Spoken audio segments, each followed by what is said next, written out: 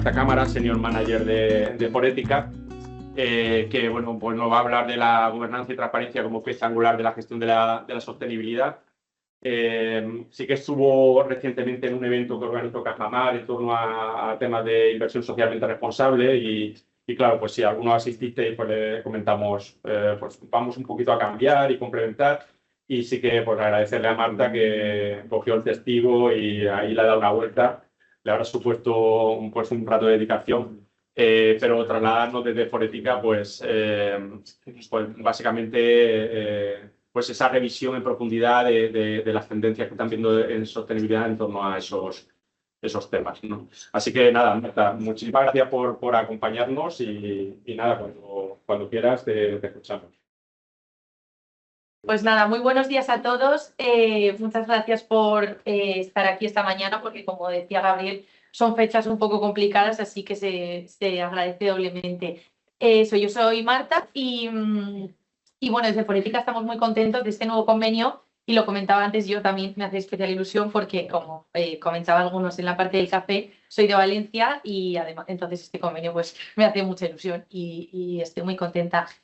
Bueno, no sé, creo que muchos de vosotros ya conocéis Forética, pero como seguro que hay alguno que no, así simplemente en una pincelada, somos una organización, una asociación de empresas que trabajamos con nuestros socios, que actualmente son más de 200 empresas de distintos sectores, distintos tamaños, y les ayudamos pues, a integrar la sostenibilidad en sus estrategias, tanto desde una perspectiva pues, ambiental como social y de buena gobernanza. Bueno, como veis ahí, pues trabajamos con distintas organizaciones y alianzas, tanto a nivel nacional como internacional y tanto a nivel público como a nivel privado para llevar nuestro trabajo pues, más allá. Entonces, bueno, como decía Gabriel cuando estuvimos hablando y dándole un poco una vuelta a ver qué podíamos traer hoy aquí, que fuera interesante y que tampoco fuera tan repetitivo, porque, bueno, al menos yo tengo un poco la sensación de que pues estamos todo el tiempo hablando de reporting, que sí, ómnibus, la regulación. Entonces queríamos traer algo un poco diferente y pensamos que la perspectiva un poco de la tendencia desde el punto de vista de los consumidores, también con toda la regulación nueva de greenwashing que hay, pues podría ser algo interesante y sobre todo también desde un punto de vista práctico. Y eso es lo que lo que os quería traer esta mañana. Vamos a hablar de transparencia desde una doble perspectiva. Por una parte, transparencia en lo que tiene que ver con los claims de sostenibilidad, todos los temas de greenwashing y así, y luego transparencia desde el punto de vista del reporte de información de sostenibilidad, pero nos vamos a centrar sobre todo en el primer bloque.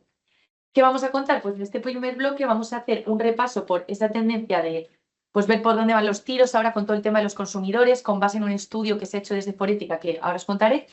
Luego, un pequeño repaso de la regulación más relevante en este sentido, que algunos seguro que conocéis ya y otros un poco menos.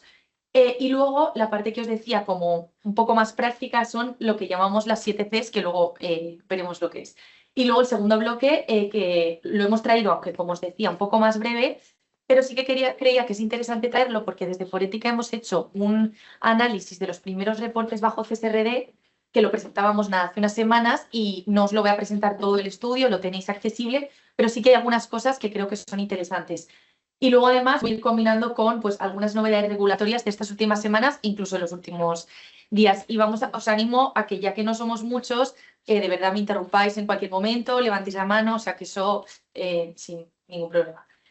Entonces, vale, ya empezamos. Sobre el tema del consumidor, como sabemos, en los últimos tiempos cada vez ha ido creciendo por parte de un sector de la población el interés por el impacto ambiental y social de los productos que se consumen, ¿no? Cada vez hay más personas y se ha ido viendo que valoran que una empresa integre criterios de sostenibilidad. De esta forma, los criterios de sostenibilidad, los criterios ESG, han pasado de ser un atributo completamente secundario a tener un peso muy relevante en la percepción corporativa. ¿Pero qué ha pasado? Pues que hemos visto que en el último tiempo esta tendencia se ha ralentizado un poco. Y aunque sí que sigue estando esa conciencia de la importancia de los aspectos ambientales y sociales, hemos visto que poco a poco pues, no se está viendo tanto cómo se materializa realmente en unas u otras decisiones de compra. Tanto la discriminación positiva, que es elegir de manera activa un producto que yo considero sostenible, como la negativa, que es dejar de comprar un producto por no tener X consideraciones socialmente responsables o ambientalmente, se han debilitado un poco, se han contraído desde sus máximos en 2017. Y aquí tenemos unos datos. En la parte que decía más de discriminación positiva, bueno, estos datos que ahora os voy a presentar son parte de un informe que hacemos en Forética cada 2 años, donde se encuestan a 1000 personas que se consideran representativas de la población española. Y entonces aquí es muy interesante porque podemos ver ante las mismas preguntas cómo han ido cambiando las respuestas de las personas de 2017 a 2024, que fue la última, se presentaba a finales del año pasado. Entonces, bueno, en esta pregunta en concreto lo que les preguntábamos es cómo de dispuestos estarían a elegir un producto responsable o sostenible.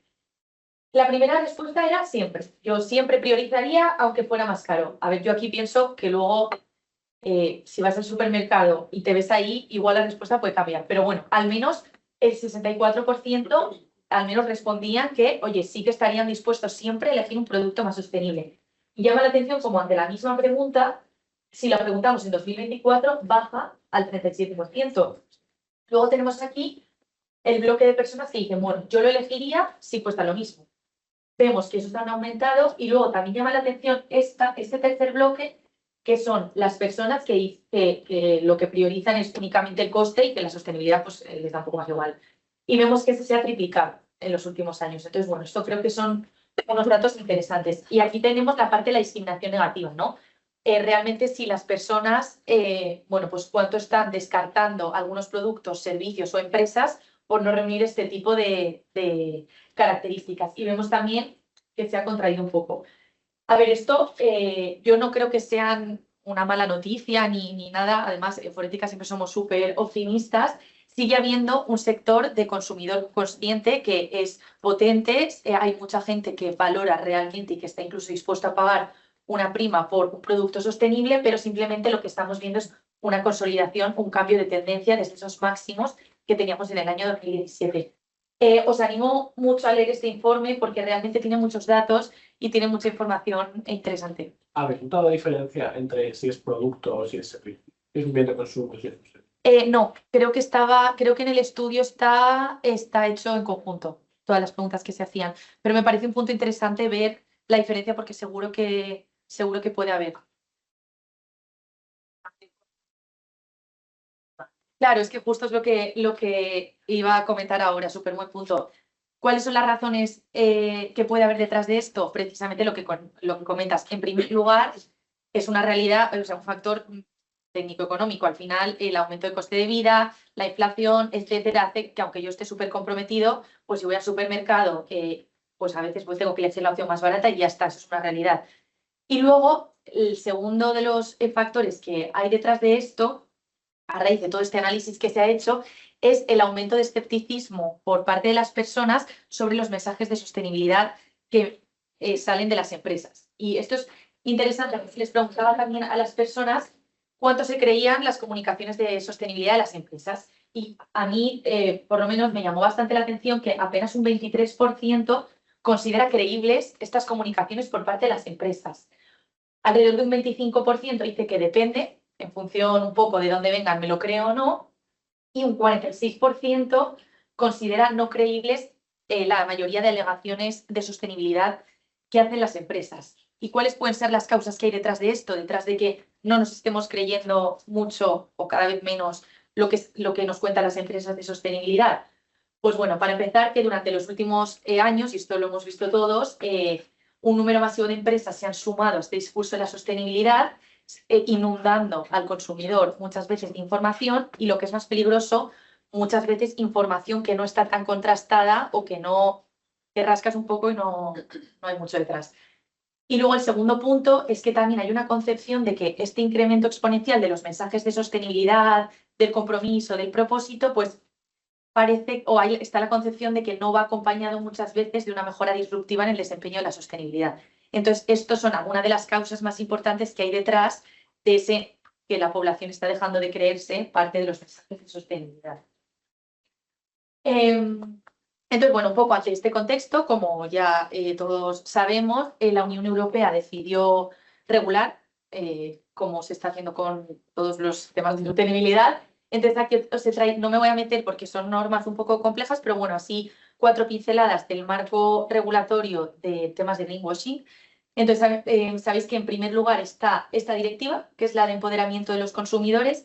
Esta directiva se publica en marzo de 2024, ya está en vigor, y los estados tienen para transponerla hasta marzo de 2026 y para poner en vigor sus medidas hasta septiembre del mismo año.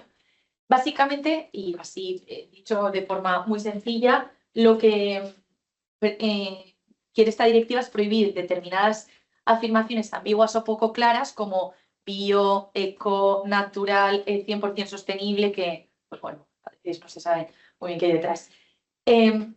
Además, esta norma empieza a considerar como desleales determinadas conductas. Por ejemplo, empieza a considerar desleales el vender yo como empresa una ventaja que en realidad es un requisito de ley. Por ejemplo, yo no puedo vender cremas y decir que mi protector solar que vende mi empresa es sin microplásticos añadidos, porque eso desde hace unos meses ya es obligatorio. Entonces, no lo puedo vender como si fuera una diferenciación mía. Otra conducta que se empieza a considerar desleal, por ejemplo, Uy, se me ha olvidado lo que iba a decir. Ay, perdonad. Bueno, da igual. Luego es que las vamos a ver un poco más en detalle. Y luego también introduce modificaciones a la Directiva de Derechos de Consumidores en temas de durabilidad y reparabilidad. Luego, la segunda directiva importante dentro de la regulación de greenwashing, la de Green Claims. Esta todavía no está aprobada, está en proceso, pero se espera que salga dentro de este año. ¿A qué aplica esta directiva y cuál es la diferencia con la de antes? Pues aplica, en primer lugar, alegaciones medioambientales específicas que hagan las empresas, tanto en forma oral como escrita. 2, etiquetas medioambientales que usan las empresas de manera voluntaria para mostrar su compromiso y que hablan de un comportamiento ambiental de un producto o de la misma empresa. Y luego, tercero, va a aplicar a los sistemas de etiquetado medioambiental. Una de las principales implicaciones más importantes de esta norma es que introduce la necesidad de verificación ex ante, es decir, de manera anterior, por terceros de las alegaciones ecológicas o ambientales que se hagan por las empresas. Y ahí he puesto situación actual porque estoy segura que esto lo visteis hace unos días. Se creó bastante revuelo con esta directiva porque en el último momento el periodo de negociación por parte de la Unión Europea, sabéis que es muy largo, con muchos trámites y entre ellos están los trílogos. Entonces, hace unas semanas era el último trílogo ya de negociación después de más de 2 años de trámite que lleva esta directiva y en el último momento se canceló. Eso, unido al hecho de que algunos miembros de la comisión hablaron sobre la posible retirada de esta directiva, sembró muchísima incertidumbre sobre si esta directiva realmente iba a salir adelante como parecía hasta ahora o si la Unión Europea iba a dar marcha atrás como ya se está haciendo con otras normas. Entonces había mucha incertidumbre y no se sabía. Al final parece que la comisión lo que dijo es, bueno, confirmó que no había sido retirada y que seguían adelante. Veremos. Eso es lo que tenemos a día de hoy. Y en España perdón. Una pregunta. En la primera directiva que has comentado de empoderamiento de los consumidores, ¿se centra solo en producción o también en servicios? O sea, lo que se centra es en lo que tú cuentas de sostenibilidad. Vale, o sea, todo. pero Si tú produces servicios, claro, si tú vendes un servicio y cuentas cosas de sostenibilidad, te aplica igual que si tú vendes un producto y cuentas cosas de sostenibilidad. No sé si lo he dicho así un poco, pero vamos, que afecta a las dos. Y luego en España lo que tenemos es la ley de consumo responsable, que precisamente hace unos días, no sé si fue la semana pasada o la anterior, se aprobaba el anteproyecto de ley de consumo responsable, que un poco del pistoletazo de salida, ese trámite parlamentario para que la ley salga. Básicamente esta norma lo que hace es transponer el contenido que nos pide la Unión Europea, introduce determinados aspectos para frenar los temas de greenwashing como las anteriores. Luego también incluye algunas restricciones a la publicidad de combustibles fósiles, algunos temas de durabilidad y reparabilidad para transponer la primera, entre otras cosas. Entonces, en Forética vamos siguiendo muy de cerca y os invito a todos a seguirnos en LinkedIn y a ver porque vamos siguiendo muy de cerca los trámites de todas las normas y sobre todo para ver cómo pueden afectar a nuestras empresas. Y estas son las normas específicas, pero no las únicas, porque al final alrededor de esto hay todo un marco de normas transversales que también tienen ese objetivo de lograr una mayor transparencia. Pues la CSRD, que al final te obliga a publicar y a dar visibilidad sobre tus impactos, tus riesgos y oportunidades de los asuntos que tú consideres material como empresa. la de debida y eficiencia o incluso el Real Decreto de Huella de Carbono, que sabéis que entró en vigor hace poquito en mayo y que también obliga a las empresas a reportar su huella de carbono y un plan de reducción, con lo que también pues, se hace más difícil que una empresa hable de ser neutra en carbono si es mentira cuando tiene que reportar sus emisiones. Entonces, bueno, es todo ese marco más transversal y más específico que ayuda o que va en camino de lograr esa mayor transparencia de lo que decimos y de cómo actuamos como empresa. ¿Cuáles son las consecuencias de todo esto? Pues, como sabéis, al final esto ha hecho que en los últimos años se hayan multiplicado las demandas y los litigios por temas de greenwashing. Aquí vemos solo algunos ejemplos. Bueno, el caso de Iberdrola y Repsol, que sepáis que esto yo no lo sabía, que se desestimó completamente la demanda. Pero bueno, estos son solo algunos ejemplos. También, sobre todo, ejemplos de ver cómo estos temas son realmente importantes y pueden tener un impacto financiero directo y también en términos de reputación corporativa. Y luego trae las consecuencias, es conocido como greenwashing, que seguro que algunos lo habéis escuchado ya, que básicamente es lo que se está viendo con todo esto es que hay algunas empresas que, como todo situación está generando mucha incertidumbre de realmente qué puedo comunicar, cómo, hay muchas empresas que están dejando de comunicar. Tampoco es ese el objetivo, pero vemos que es algo que está pasando. Entonces, bueno, es importante también tenerlo en cuenta. De todas formas, desde Forética sí que animamos a las empresas a comunicar lo que están haciendo en materia de sostenibilidad. Creemos que es algo relevante y que tiene muchas implicaciones en la práctica, ¿no? Pues desde mejora de la reputación, fortalece la confianza. Al final, si yo soy capaz de comunicar de una forma transparente y de una forma honesta y asertiva, pues fortalezco la confianza de los stakeholders, temas de comunicación interna, de importancia de sensibilización a los consumidores, y estos son, bueno, algunos solo de los muchos puntos por los que creemos que aporta valor comunicar en materia de sostenibilidad. ¿Y cómo? Pues esto es lo de las 7 Cs que os quería presentar. En Forética tenemos un grupo que trabaja en temas de greenwashing o comunicación ambiental responsable, un poco para bajar o aterrizar pues, todas estas normativas y todos estos requisitos a la práctica, ¿no? Para ayudar a las empresas a ver realmente yo como responsable de sostenibilidad o de comunicación cómo puedo llevar esto a la práctica. Entonces, os lo he traído porque sí que creo que es algo práctico y con ejemplos que creo que puede ser interesante. Entre otras cosas, aparte de la regulación, nos hemos basado en un informe que hay del Ministerio de Consumo, que igual algunos lo conocéis ya, que está fenomenal, tiene un montón de ejemplos y marca también un poco el camino a seguir. Lo tenéis también referenciado, ¿vale? Y estas son las 7 Cs que, bueno, de nuestro trabajo en Forética creemos que debe guiar la forma de comunicar por parte de una empresa los asuntos de sostenibilidad. Ahora vamos a verlas todas, tampoco voy a entrar muchísimo en cada una porque no me quiero extender un montón, pero luego cuando os pase la presentación lo podréis ver que en todas he incluido. Mirad, esta es la guía que está fenomenal. En todas veréis que tiene una pregunta que, bueno, pues lo que puede guiar un poco a la empresa a ver si lo que quiere comunicar está bien o hay que darle una vuelta, y luego en todas tenéis un ejemplo, ¿vale? Para que lo miréis luego vosotros más con calma y yo me voy a meter solamente en algunos. La primera C, claridad. ¿Qué implica esto? Que las alegaciones que yo haga como empresa tienen que ser claras y específicas. Y además tienen que ser accesibles y comprensibles para todos.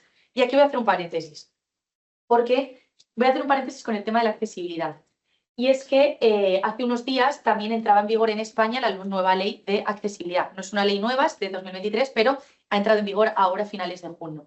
Entonces, esto es una norma que es importante también tener en cuenta. Básicamente, así también de forma muy sencilla, lo que hace es introducir determinados criterios de accesibilidad en algunos productos y servicios. Entonces, estos productos y servicios de los que habla la norma tendrán que incluir una serie de requisitos de accesibilidad que son los que están en el anexo 1 de la norma. Esta norma ha entrado en vigor ya, como os decía, a finales de junio, pero hay algunos puntos de la norma que todavía no han entrado en vigor.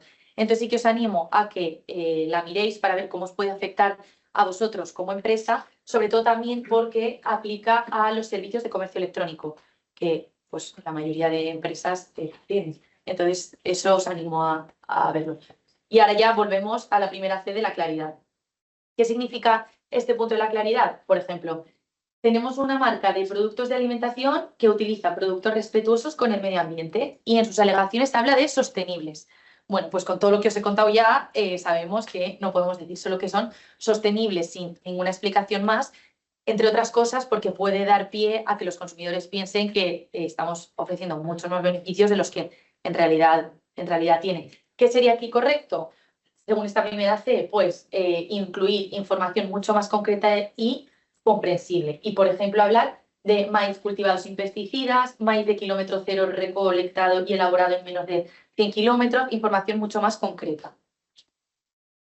Vale, la segunda C es comparable. ¿Esto qué significa? Que las alegaciones ambientales que hagamos tienen que ser veraces y estar respaldadas por estudios científicos. La tercera C, contexto.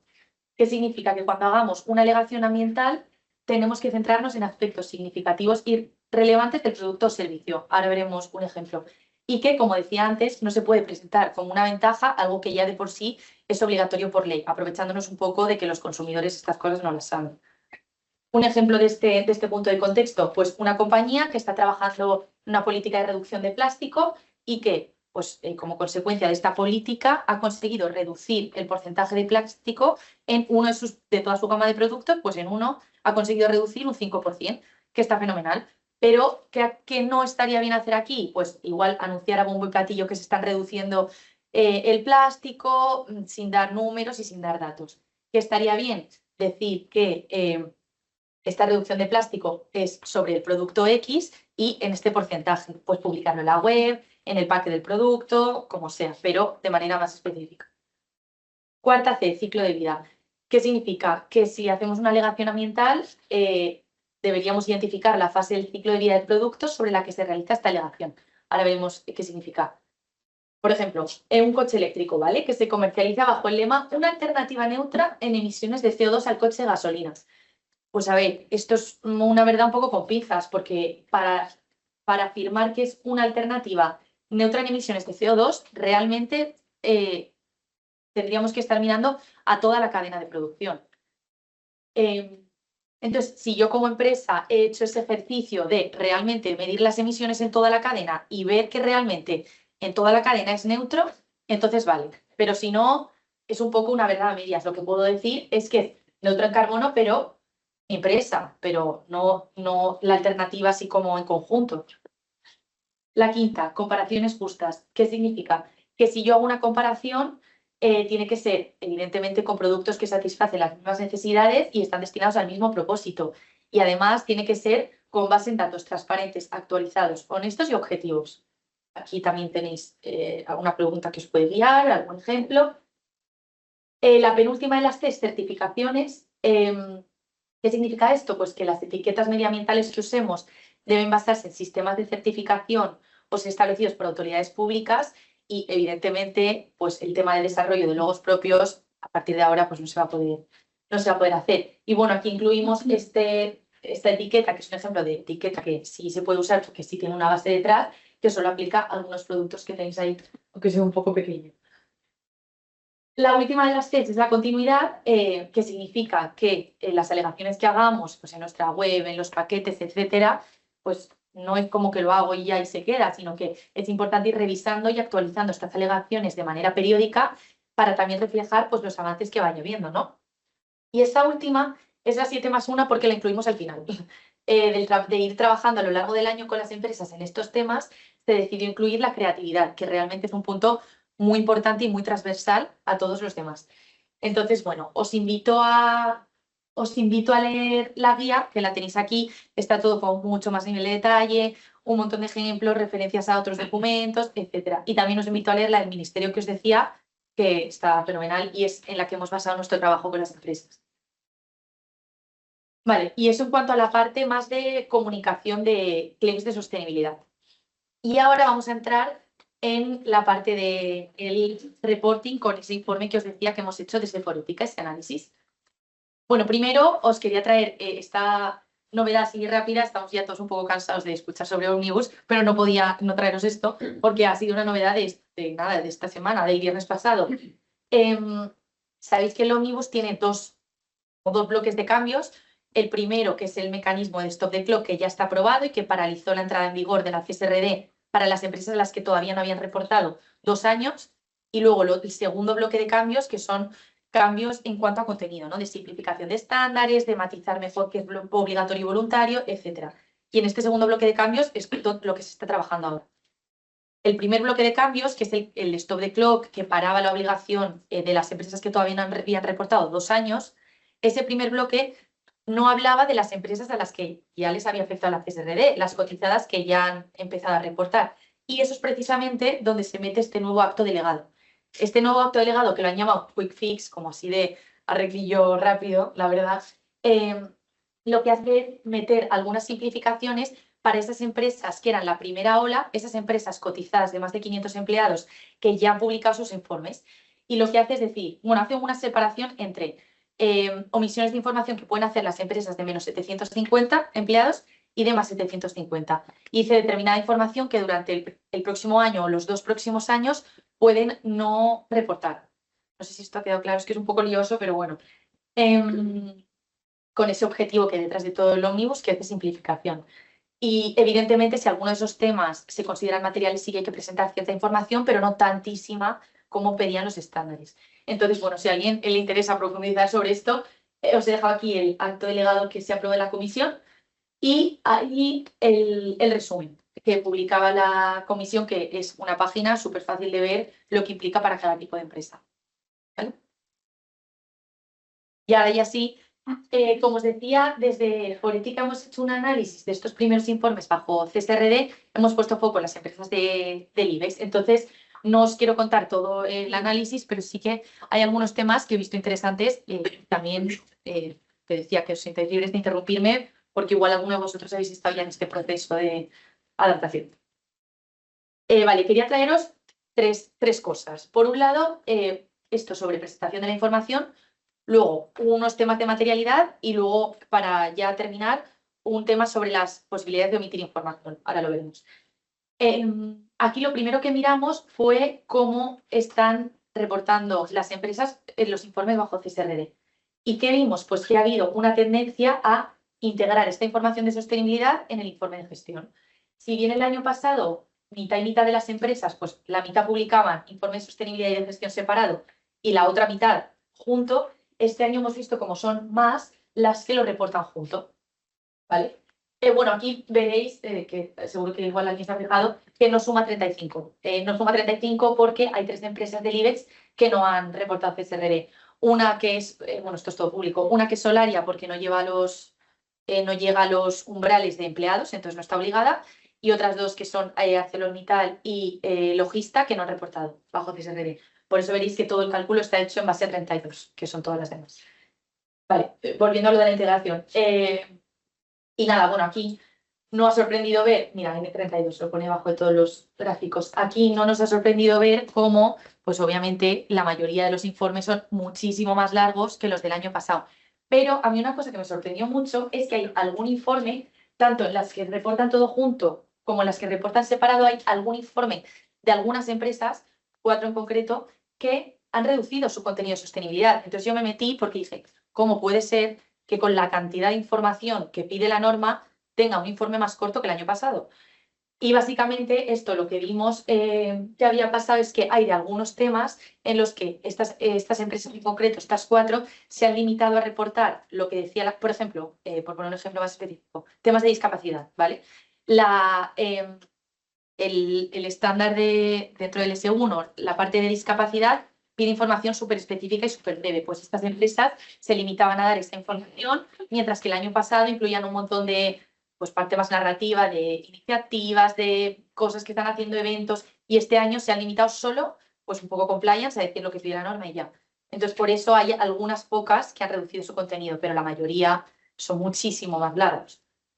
2, la materialidad. Lo primero que miramos también es cómo están reportando estas empresas los temas que consideran materiales. Y ahí que hemos visto que la mayoría los presentan como una tabla, es decir, bueno, tal cual una tabla con el tema, el subtema y el subsubtema en algunos casos. El 25% con una matriz, luego con ambas, y hay alguna que con ninguna. Entonces, ¿de aquí qué sacamos? Pues lo que sacamos de aquí es que realmente, habiendo visto tantísimos informes, cuando ves una matriz, realmente te ayuda a saber mucho más qué aspectos son más relevantes para la empresa, porque tú de un vistazo puedes ver esa ponderación de qué es más relevante y qué menos. Y obviamente, bueno, no hace falta decir que las de ese 4% que no tienen ni tabla ni matriz, era muchísimo más difícil conseguir saber qué es lo relevante para esta empresa, que es el objetivo de todo esto. También una vez vimos ya cómo reportaban, nos metimos dentro a ver cuáles eran los temas que las empresas del IBEX 35 consideran más materiales. Aquí que vimos que, esto nos sorprende, el 100% de las empresas considera como material para ella el cambio climático, el 100% también consideran los temas de personal propio o trabajadores y también todas las empresas consideran como material el de la G, de conducta empresarial. También vimos que, como ves aquí, más de la mitad de las empresas incluyen otros temas como materiales. Sabéis que la directiva da una base de temas, pero no están cerrados, sino que tú puedes considerar como material algún otro tema que sea específico importante para ti como empresa. Ahora veremos cuáles son estos temas. Bueno, y aquí hicimos un poco más de lupa en los subtemas. Sabéis que están los temas, por ejemplo, cambio climático, luego subtemas más específicos dentro de cada tema y después ya subtemas. Pues aquí lo que hicimos fue ver cuáles son en la E, la S y la G los subtemas que más empresas han considerado materiales. Si hablamos de la parte ambiental, como ves, un 90% han considerado material la mitigación del cambio climático. El siguiente, que más común, la adaptación al cambio climático y luego la energía. También hay muchas, en el IBEX en concreto, bastante peso energéticas. Entonces, luego en la parte social, como decíamos, el 100% consideraba material el tema de personal propio, lo cual tampoco sorprende porque para todas las empresas, al final los trabajadores es su activo más importante.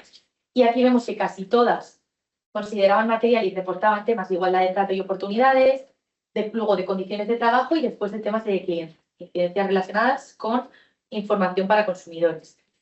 Y luego, por último, en los temas de gobernanza, los asuntos que consideraban más materiales las empresas son los temas de corrupción y soborno, de cultura corporativa y de gestión de relaciones con los proveedores. También un poco esta última línea de toda la nueva normativa, pues la CSRD, la debida diligencia, también es algo que ha cobrado mucha importancia.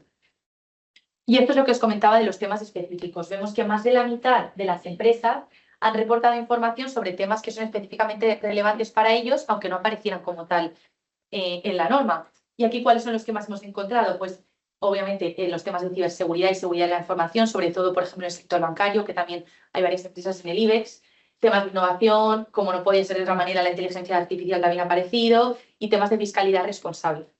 Y luego hay un 37% de empresas que no han incluido ningún tema específico y que se han ceñido a los que dice la CSRD. Aquí cuando estamos hablando de estas empresas siguen siendo empresas del IBEX, ¿no? Todos los datos son empresas del IBEX. Y esas 32 por las otras 3 que tuvimos que sacar. Y bueno, esto ya para acabar, que también lo veis interesante, sabéis que la CSRD establece algunas dispensas de información, algunos tipos de información que podemos no reportar el primer año o los primeros años. El primero de ellos es, bueno, pues cierta información relativa a la cadena de valor que puedes no reportar al principio, y lo que vemos es que una de cada 4 empresas reporta específicamente que se ha acogido a esta disposición transitoria y que por tanto no reporta información sobre su cadena. Y luego, otra de las disposiciones que hemos mirado es la de la información sensible. ¿Esto qué significa? Pues que la directiva nos dice que básicamente determinada información que sea clasificada, sensible, relativa a know-how, innovación, este tipo de cosas, pues que puedes acogerte a esta disposición, evidentemente, y no compartirla. Y aquí que vemos que la mitad de las empresas se refieren específicamente a esta disposición, 4 para decir que se acogen a ella y que dejan de reportar temas por esto, y 12 para decir expresamente que conocen un poco la disposición, pero que no la adoptan, que reportan todo. ¿Vale? Entonces, bueno, esto también es un tema interesante. La otra mitad del IBEX no dice nada de si la usan o no. Entonces, claro, ahí también hay un poco de duda, porque no dice si sí o si no. Y bueno, aquí ya para terminar, también incluimos algunos consejos que nos permitimos dar de haber analizado tantos informes, de cómo ser un poco más reader friendly, sobre todo de cara a un stakeholder externo que se tenga que enfrentar a estos informes de igual 700 páginas, eso, para que los pueda entender o aprender con hacerse mejor. Por ejemplo, pues la presencia de por vínculos o índices interactivos ofrece una experiencia de lectura mucho más ágil y accesible que si tienes que ir bajando. Parece algo evidente, pero muchas no lo tenían y tienes que ir bajando, entonces es mucho más incómodo. Luego, por ejemplo, en el tema de la materialidad, vimos que había algunas empresas que lo hacen muy bien y reportan sus impactos, riesgos y oportunidades en una tabla que a ti te permite de un vistazo ver cuáles son los impactos, riesgos y oportunidades más importantes, pero había otras que no. Entonces los tenías que buscar por todo el informe y eso hace mucho más difícil precisamente el objetivo de esta norma, que es asegurar o facilitar la comparabilidad y la homogeneidad. Luego, bueno, esto os lo he comentado ya, que la matriz de materialidad, al final, en términos de comunicación, también hemos visto que aporta valor porque te permite ver dentro de los temas importantes cuál es un poco más.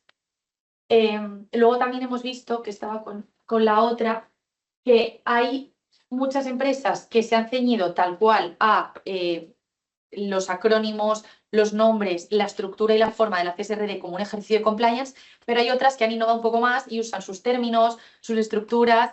Entonces, ¿qué pasa? De nuevo, no conseguimos ese objetivo que se busca con la CSRD, que es de facilitar la homogeneidad, porque si tú estás llamando un poco diferente algo que en el fondo es lo mismo, a mí, que quiero buscar esa información en tu informe, me cuesta muchísimo más encontrarla. Y, bueno, y luego también hemos visto que hay algunas empresas que explican de una forma mucho más transparente y concisa la metodología de la doble materialidad, que eso refuerza también esa confianza que decíamos antes de los stakeholders, y hay algunas que te ponen los resultados y ya está. Entonces, bueno, pues eso también recomendamos que si esa explicación está, pues muchísimo mejor.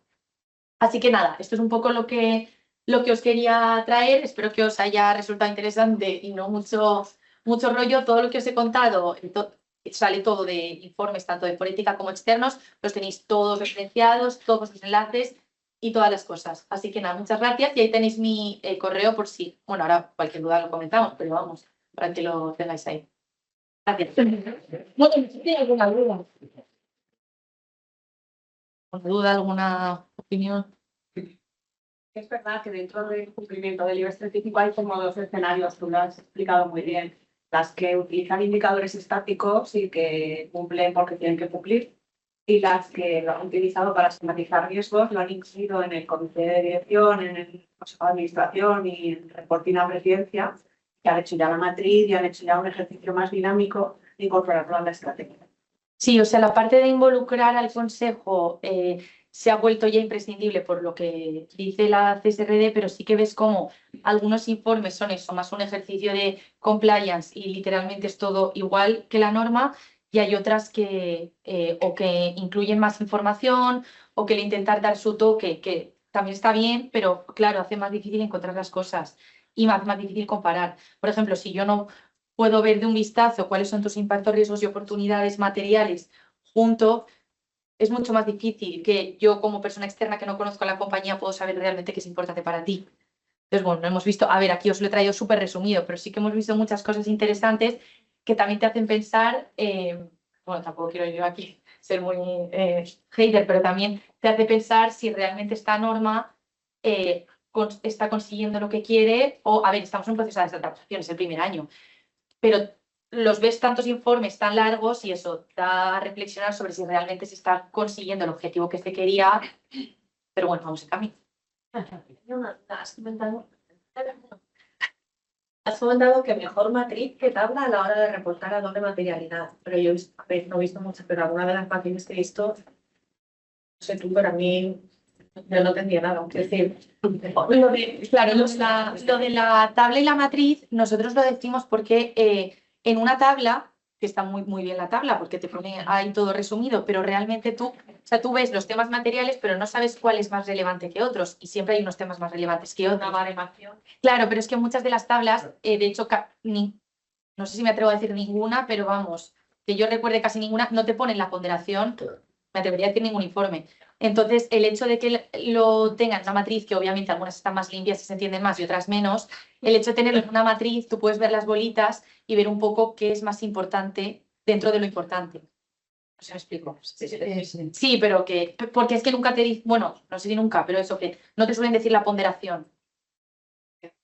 La mayoría. Sí, pero tenía otra. No, a mí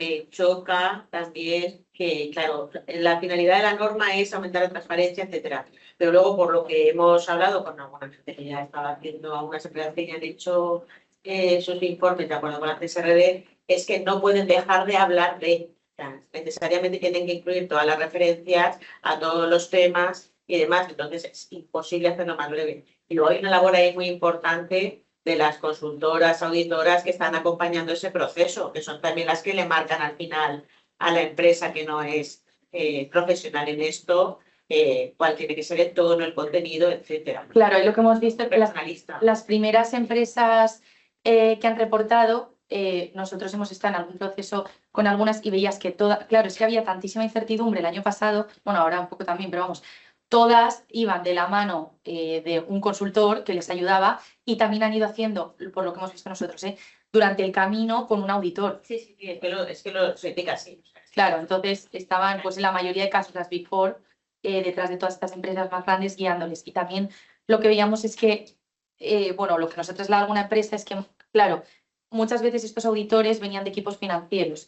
Entonces, ya que de por sí la norma no se entiende, si metes a una persona financiera con temas que muchas veces son tan, pues los IROs, en no sé qué, pues se ha hecho muy difícil llegar a hacer esta integración y llegar a entender lo que significaba. Y nos decían también que a veces por la mañana el auditor te decía una cosa, luego se reunían pues los de las Big Four y te decían otra, y luego también a eso se une que los auditores, obviamente, si tienen que verificar un informe, van a intentar ir a máximos y que tú compruebes lo máximo para no pillarse los dedos. Y hay muchas veces que con estos temas, pues sobre todo los sociales, es que tampoco hay cosas que tampoco puedes llegar al final del dato, porque es que no se puede. Entonces sí.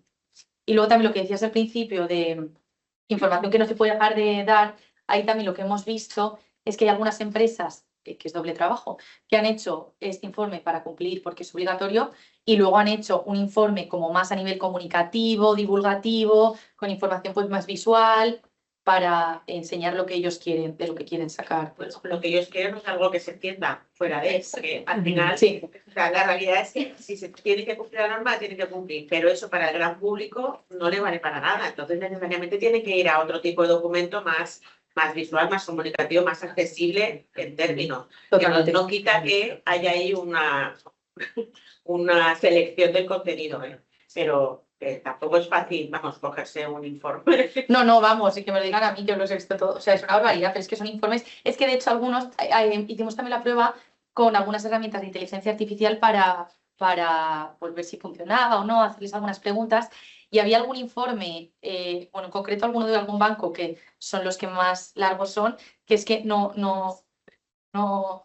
sí, no quería decirlo así, pero sí, sí. O sea, son informes de 700 páginas igual, entonces claro, se hace denso. ¿Crees que ha habido un poco de aceleración en los informes? Porque yo recuerdo en el análisis que hice de los indicadores del IBEX 35 para un paper, salía que había un cumplimiento del 0% a 100% en un año. Eso es imposible. O sea, quiero decir, eso es que se ha hecho algo de prisa y corriendo. Sí, a ver, hay mucha... A ver, o sea, sí, aquí creo que hay distintas cosas. Por un lado, hay mucha información que en España las empresas ya estaban reportando. Por ejemplo, en el S1, que es el de personas, nosotros con nuestra ley 11/2018, la mayoría de cosas ya la estamos reportando, en comparación con otros países que no tenían tanta exigencia.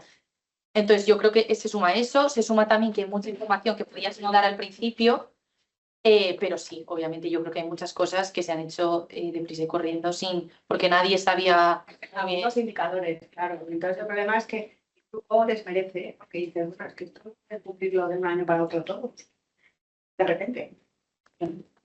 Que habéis visto que se han dejado fuera, que es lo que más se repite que las empresas no están reportando porque no han considerado material, biodiversidad y cosas de Por ejemplo, el tema de los efectos financieros. A ver, la norma te dice que los adjuntos materiales, los impactos financieros, o sea, los impactos financieros de tus riesgos, puedes omitirlos los primeros años. Eso yo pocas he visto que lo hayan reportado, pero porque es muy complicado realmente llegar a cuantificar financieramente los riesgos de temas de naturaleza, por ejemplo. Entonces, eso yo diría que el top 1 de información que no se ha dado, lo cual es entendible.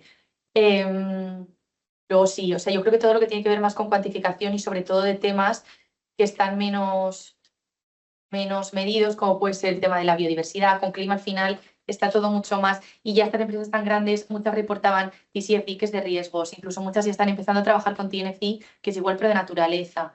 Entonces yo diría que todo lo que tiene que ver con cuantificación o con información de la cadena más allá del Tier 1, porque el Tier 1 pues aún lo tienes un poco más controlado, pero más allá realmente es muy complicado llegar. yo creo que en el mundo ideal de esta norma sí que quiere que controles todo. Y esa información ha costado mucho. También hemos intentado mirar en los procesos de debida diligencia cuáles evalúan más allá del proveedor del Tier 1 y costaba mucho encontrar esa información, porque claro, si tú no tienes tan mapeada tu cadena, tampoco lo cuentas, ¿sabes? Entonces, esa información nos ha costado mucho encontrarla. Entonces diría, eso no sé si te he respondido, pero... Y sí, que tenga que ver en la relación con los informes de gestión, en la redacción de los informes de SRD, ¿los habéis cortado o habéis visto que los informes que se ven pueden, digamos, ir a los informes de gestión? ¿No? Es que yo creo que es un enfoque diferente, porque al final el enfoque de gestión, el informe de gestión mete todas las cuentas. O sea, es como otro... Entonces hay gente que incluye toda la información de sostenibilidad con las cuentas, con la información sobre el negocio de la compañía, etcétera, y hay empresas que dan la información del negocio, de las cuentas y tal, y separado lo otro. Pero lo que hemos visto es esa tendencia a integrarlo todo junto, lo cual hace que sean informes aún más largos. Yo quería agradecerte porque creo que ha sido súper interesante la presentación. Me ha apuntado algunas cosas. Me ha resultado como especialmente útil toda esa parte de comunicación ambiental responsable. Creo que entiendo absolutamente toda la parte de consumidores, porque entre que las empresas estamos con tanto cambio legislativo y no sabemos bien cómo comunicar, se ponen etiquetas, luego se quitan, los consumidores, yo creo, creo que desde la universidad se puede hacer mucho a nivel también educación, porque creo que no estaba segregado por edad, he visto en el informe, No. pero creo que sería como súper interesante también ver a nivel edad cuál es esa opinión, porque el futuro no, es lo que un poco preocupa. Pero bueno, ya se lo he mandado a mis compañeros de comunicación porque creo que es súper útil todo lo que habéis puesto. Si tuviera que añadir algo a lo de las 7 Cs, creo que sería la coherencia, y creo que también en EDNOR y como que lo hablamos mucho, que las empresas tenemos como mucho poder para influir, ¿no? Y generar como esos cambios reales. Entonces, esa coherencia entre lo que decimos y lo que hacemos como empresa creo que es muy clave para crear el clima de confianza en los stakeholders. Y luego, se ha comentado que como que la normativa ha hecho que algunos informes se estén acortando y tal, y a mí sí que me parece como positivo que simplifiquemos y que ahora cuando nos pongamos a redactar nuestras memorias de cada año que viene, que sea realmente accesible y manejable para los grupos de interés, porque a mí me da la sensación de que a veces como que reportamos nuestras memorias y nuestros informes y yo no sé quién se lo lee, la verdad. Va directamente al índice, así que a mí sí que me parece positivo. Así que nada. Sí, no, yo lo veo completamente positivo, ¿eh? Lo que decías que me llamaba la atención cuando veía un informe que este año era un poco más corto. Digo, ¿cómo puede ser con toda la cantidad de información que pide la CSRD que a esta empresa le haya salido un poco más corto? Pero desde luego es positivo que sea más breve y más conciso y más práctico. Y luego lo otro que has dicho de la coherencia, realmente está incluida un poco en las frases, pero me parece un súper buen punto y encima empieza por sí también.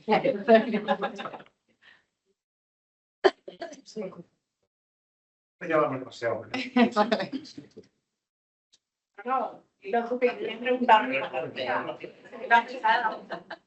A ver, has empezado con un fotografía, o sea, ¿puedes poner por favor la primera, ese estudio que has hecho de energía y consumo? Es que ese estudio está súper detallado en el informe, pero no podía tampoco contarlo todo. Si lo puedes compartir. O sea, aquí la muestra de dónde esté todas las... Vale, este análisis lo hace Política cada 2 años y la muestra es una muestra de 1000 personas que se consideran representativas de la población española y se les hace esta encuesta. Pero la encuesta la hace una empresa que se llama, pues creo, no estoy segura, no lo hace Política la encuesta. De sondeo. Es que... Sí. Y se hacen X preguntas a pues, mix de personas de distintos tipos de España, o sea, distintos lugares de España, de distintos tipos de edad. Ya, es que esa es las sobresaltos que tenemos, yo por lo menos. Bueno, no, Digo, bueno, no os preocupéis que esto realmente hay un porcentaje creciente incluso de población que se declara responsable. Es que yo creo que se está consolidando un poco. Claro. Es que es una barbaridad. Por eso, pues, A ver, y la encuesta Nielsen, que yo, por ejemplo, la tengo documentada en mis materiales y la comento, yo no he visto esa tendencia tan. No sé, es decir, por eso he preguntado por el universo cómo se ha hecho el estudio. pues lo puedo mirar más en detalle porque lo tendría que mirar más. ¿No? Porque a nivel global no parece que sea ese desastre. La Nielsen No, tampoco es desastre. Por eso decía esto, que obviamente hay un consumidor consciente y hay una parte importante de personas que le dan importancia a estos temas, pero creo que también os quería traer estos datos porque también hay que ser un poco, o sea, no realista, pero que también hay que ver que creció muy rápido y ahora nos estamos consolidando la tendencia. Pues me parece interesante hacer el ejercicio de ver de dónde salen unos datos y otros. A ver si es que de esto hay 1000 estudios y al final cada uno dice un poco. Por eso quería saber si Porque lo otro, ¿qué tipo de gente es? técnica, todo lo que es productos de consumo masivo y tal. ¿Y sabes a qué tipo de personas preguntan o cuál es la muestra? Bueno, si es de las más. Ya, nos fue un preguntaba, digo. No, pero podéis. Está todo, sí. Y ahí sí que se explica mejor de dónde, o sea, porque yo al final, este estudio no lo he hecho yo. Entonces, yo sé la fuente y la muestra, pero un poco más en detalle está todo en el informe. Igualmente me parece interesante, lo plantearé porque sí. Porque si ya no hay mucha política con todos estos que tenemos por ahí, ¿no? De América ya no acompañan. Encima tenemos estos datos, pues. No, pero a ver, yo lo que creo es que es un. Pero yo creo que los datos tienen todo el sentido del mundo, ¿no? Que cuando todo empieza tiene un boom y que luego además estamos hablando de la gusto, Eso es lo que quería transmitir. Yo no quiero transmitir que el consumidor consciente esté desapareciendo. Por Dios. yo creo que consciente, si lo dice la palabra consciente. Claro, pero al final son muchas cosas, pues la polarización, el aislamiento internacional, el aumento del coste de vida, son muchas cosas que. Pero yo creo que sigue siendo relevante y que sigue estando y que va a seguir estando y que va a seguir creciendo, sobre todo en las personas más jóvenes. Bueno, yo es que eso lo veo, no creo, al menos lo que veo yo, no compran igual mis amigas que mis padres, o no se fijan las mismas cosas. De todas formas, yo quería comentar con nuestra experiencia como auditores que sí que vemos un poco de brotes verdes en el mundo corporativo, no en el mundo del consumidor, sino en cadenas de valor de producto industrial o de producto que va a gran distribución, donde hay una tendencia a establecer estándares de comparabilidad de la sostenibilidad de un producto. En declaraciones ambientales de producto o en bajar al nivel de procesos o productos de huellas o los ACVs. Así que vemos una cierta. Yo creo que yo personalmente creo más en esa parte de la película que en la del consumidor. A lo mejor el consumidor es que realmente se siente culpable y declara. No, si por ejemplo se siente culpable por la que no cree, pero los datos hay que trabajar con ellos. Yo también me gusta creer, pero a ver, si eso es verdad, hay que hacer algo, hay que tomar muchas precauciones. Está muy mal. Pero, por ejemplo, todo el tema de la falta de confianza en las comunicaciones, yo creo que con ahora todo el marco que está viendo de greenwashing, creo que lo que estoy viendo también las empresas de forética, que se va a tener mucho más cuidado con qué se comunica y cómo, y que eso va a fortalecer también la confianza del consumidor en cuanto a creerte lo que te están contando. No tengo la sensación de que ha habido una masificación de mensajes. Es justo esto. Por eso creo que es lo que dice Elena, es el boom y luego. Eso es lo que yo quería trasladar, que igual no lo he trasladado bien, pero esta es un poco la idea. Al final hace, no sé, 10 años, pues no estaba ahí, pero si de repente hay un boom, la gente también se cansa. Es que al final vas al súper, el bio, eco, no sé qué, y la gente pues no es tonta, entonces. Pero yo no recuerdo de 2017, yo soy mayor, de 2000 que estoy trabajando en No, sí, no es desde 2017, esta es la comparativa de datos que hemos puesto, pero este estudio se hace desde 2002 y están todos los datos en el informe.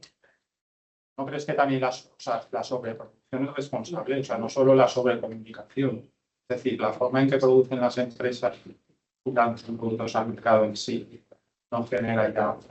A ver, es que eso es otro tema. Pero al final, a ver si la sobreproducción, pero al final es que son empresas. Que no hay... Pero vamos, sí. Eso no lo veo muy regulado en general. Porque al final el propósito de una empresa es, o sea, no deja de ser vender más y ganar dinero. No, que buscábamos la disrupción y también la... Bueno, yo creo que poco a poco sí que se va... Me ha sorprendido la importancia que le dan todos a la economía circular, son un 73%. Cuando yo tengo la sensación de que las acciones en economía circular son mínimas, bastante anecdóticas, no llegan a ir. Creo que depende mucho del sector, ¿eh? Puede ser que si haces este estudio en vez del IBEX 35, que es lo que hemos contado nosotros, lo haces de otro tipo de empresas, pues igual te salen más empresas de servicios, por ejemplo. Si metes muchísimas más empresas de servicios, pues probablemente ese porcentaje bajará. Pero en el IBEX me sigue pareciendo muy alto. O sea, Ya, yo es que sí que creo que dentro de los temas ambientales es algo que se está trabajando mucho en las empresas. O sea, ¿tienes claros los sectores, qué porcentaje hay por sectores en el IBEX? Sí, de hecho nosotros en este informe hicimos, aparte de las conclusiones súper generales que os he traído ahora, hicimos un foco en los 3 sectores más representativos del IBEX, que son banca, NC e infraestructuras, y tengo ahí los porcentajes que ahora no me acuerdo, pero hicimos foco en esos 3. Pues Pharma, por ejemplo, no hicimos porque hay pocas o tal, pero luego sacamos datos específicamente de estos sectores y también en el informe, después de esta parte más general, hay un foco social, de ver cómo están reportando la información social, qué estándares consideran más importantes. No la he metido por no extenderme mucho, pero yo sí que creo que entre los temas ambientales, obviamente clima es lo que más, reducción de emisiones, etcétera, pero los temas de economía circular, bajo mi perspectiva de las empresas grandes con las que nosotros trabajamos en Forética, sí creo que se están haciendo avances. O sea, al final es complicado, pero sí veo que está bien. Yo estoy en empresas públicas por parte de Valencia Port, en grupo de Forética, y la verdad es que cuesta a la parte de economía circular, es costosita para...